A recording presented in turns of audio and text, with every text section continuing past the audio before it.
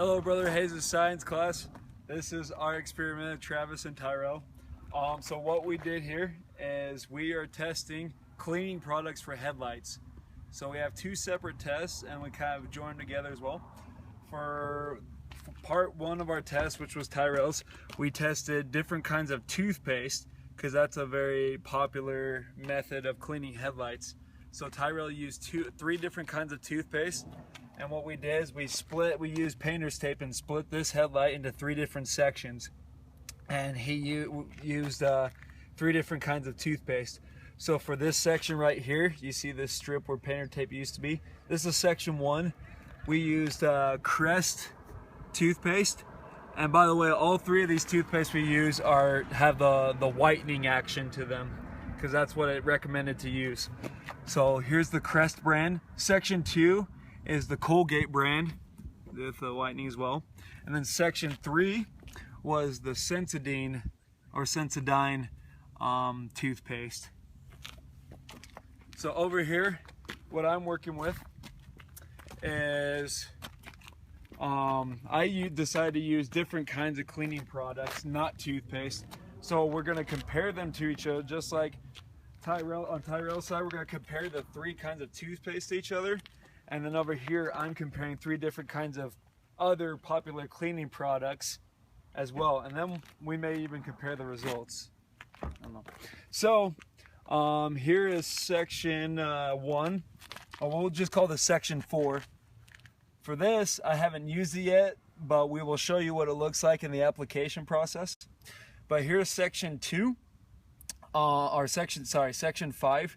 This is where I used all-purpose cleaner. Use Simple Green. And so I used it on this one right too as well.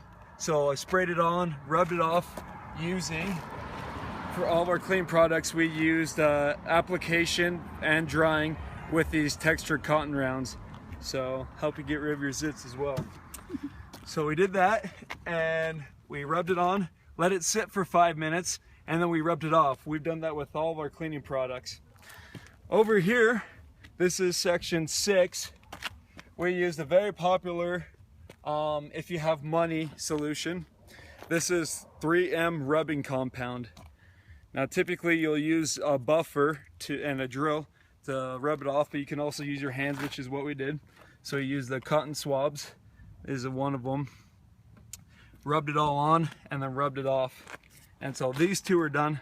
Now we're gonna go ahead and I'll show you the process for one of our clean products. Here's number 4. I call it the redneck cleaning solution. Found this on YouTube. A little method that a man used on YouTube. What he said is he first uses a compound of soap and water. So he puts it on, then he'll rub it. So we'll rub in a circular motion.